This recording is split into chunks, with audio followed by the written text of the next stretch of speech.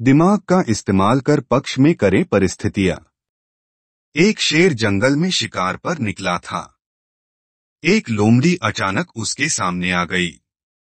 लोमड़ी को लगा कि अब उसे कोई नहीं बचा सकता है, लेकिन उसने हार नहीं मानी और अपनी जान बचने के लिए एक तरकीब सोची। लोमड़ी ने शेर से कड़े शब्दों में कहा, तुम्हारे पास इतनी ताकत नहीं कि मुझे मार सको। यह सुनकर शेर थोड़ा अचंभित हुआ। उसने पूछा, तुम ऐसा कैसे कह सकती हो?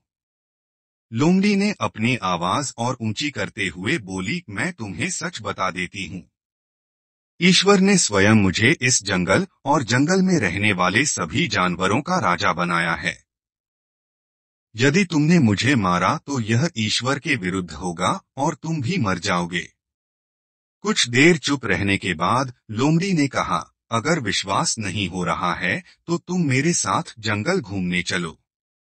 तुम मेरे पीछे चलना और देखना कि जंगल के जानवर मुझसे कितना डरते हैं। शेर इसके लिए तैयार हो गया। लोमड़ी निडर होकर शेर के आगे आगे चलने लगी। लोमड़ी के पीछे शेर को चलते देखकर जंगल के दूसरे जानवर डरकर भाग गए। कुछ देर जंगल में घूमने के बाद लोमड़ी ने शेर से सवाल किया, क्या तुम्हें मेरी बात पर विश्वास हुआ?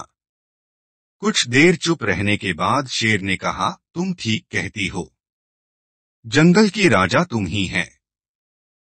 परिस्थितियां कितनी भी विपरीत क्यों न हो, हम अपने दिमाग का इस्तेमाल कर उसे अपने पक्ष में कर सकते हैं। हमारा दिमाग प्रोग्राम के आधार पर काम करने वाला कंप्यूटर नहीं है। दिमाग को आउट ऑफ बॉक्स सोचने की क्षमता है। हर समस्या का समाधान तलाशने की ताकत है। यह तभी संभव होगा जब हम विपरीत परिस्थितियां में भी अपना धैर्य बरकरार रखेंगे।